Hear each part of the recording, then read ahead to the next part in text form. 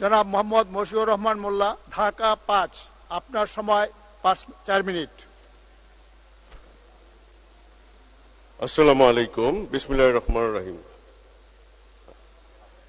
মাননীয় স্পিকার, আপনাকে ধন্যবাদ আমাকে দ্বাদশ জাতীয় সংসদের প্রথম বাজেট অধিবেশনে আলোচনার সুযোগ করে দেওয়ার জন্য। মাননীয় স্পিকার, আলোচনার শুরুতে আমি শ্রদ্ধা ভরে স্মরণ করছি সর্বকালের সর্বশ্রেষ্ঠ বাঙালি, স্বাধীন বাংলার মহান স্থপতি জাতির পিতা বঙ্গবন্ধু শেখ মুজিবুর রহমানকে। স্মরণ করছি বঙ্গবন্ধুর সহধর্মিণী শেখ ফজিলাতুন্নেসা মুজিব সহ বঙ্গবন্ধু পরিবারের সকল সদস্যদের, যাদেরকে 15ই আগস্ট ঘাতকরা নির্মমভাবে হত্যা করেছিল। স্মরণ করছি 1975 সনের 3রা নভেম্বর জাতীয় চেতনাতে যাদেরকে কারাগারে অভ্যন্তরে নিঃসমকে হত্যা করা হয়। স্মরণ করছি 30 লক্ষ মা বোন, যাদের শহীদ মা বোন, 2 লক্ষ বীরাঙ্গনা মা বোন, যাদের আত্মসমর্পণের বিনিময়ে আমাদের স্বাধীন সার্বভৌম বাংলাদেশ। আমি গর্বিত হৃদয়ে স্মরণ করছি বঙ্গবন্ধুর রাজনৈতিক আদর্শের সৈনিক, বঙ্গবন্ধু কন্যা শেখ হাসিনার বিশ্বস্ত ব্যানগার, ঢাকা 4 ও 5 আসনের 4বারের নির্বাচিত সংসদ সদস্য বীর মুক্তিযোদ্ধা আলহাজ হাবিবুর রহমান মোল্লা আমার পিতা।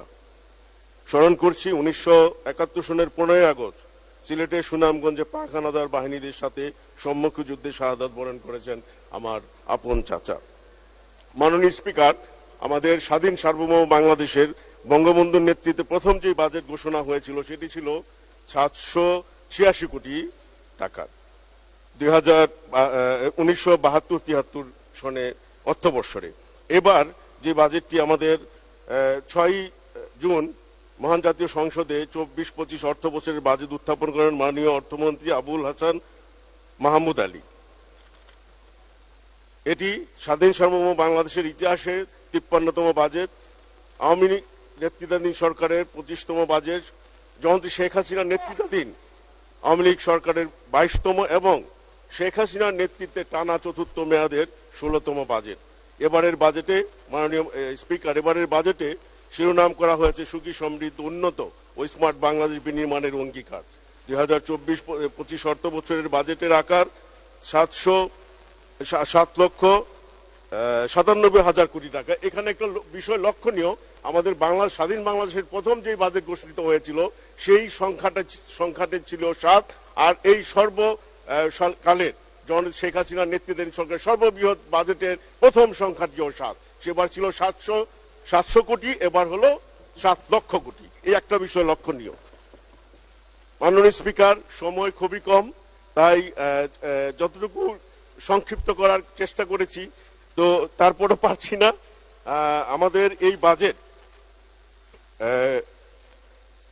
সর্বোপরি এবারের বাজেটে মুদ্রাস্ফীতি নিয়ন্ত্রণের পাশাপাশি দারিদ্র্য বিমোচন, কর্মসৃজন, সামাজিক নিরাপত্তা কর্মসূচি, শিক্ষা, স্বাস্থ্য, কৃষি ও জলবায়ু পরিবর্তন অভিঘাত মোকাবেলা সহ খাতসমূহে প্রয়োজনীয় অর্থ নিশ্চিতকরণ এবং ভবিষ্যৎ উন্নয়ন পরিক্রমাকে অগ্রাধিকার দিয়ে এই অর্থ বছরের বাজেট প্রণয়ন করা হয়েছে। স্মার্ট বাংলাদেশের দর্শনকে দর্পণে রূপান্তরের লক্ষ্যে প্রতিটি খাতে আধুনিকায়ন ও প্রযুক্তির সর্বোচ্চ ব্যবহারের উপর গুরুত্ব দেওয়া হয়েছে। 4র্থ শিল্প বিপ্লব উপযোগী ভৌত, সামাজিক ও প্রযুক্তি অবকাঠামো নির্মাণের প্রতি জোর দেওয়া হয়েছে, যাতে স্মার্ট সমাজ, স্মার্ট নাগরিক, স্মার্ট সরকার এবং সর্বোপরি স্মার্ট অর্থনীতির উপর ভর করে জয়ন্তী শেখ হাসিনার সাহসী ও গতিশীল উন্নয়ন কৌশলে 2041 সালের মধ্যে একটি জ্ঞানভিত্তিক সুখী সমৃদ্ধ স্মার্ট বাংলাদেশ বিনির্মাণের স্বপ্ন পূরণ করে আমরা এগিয়ে যাব অপার সম্ভাবনার পথে ইনশাআল্লাহ। ধন্যবাদ মাননীয় সদস্য আপনাকে।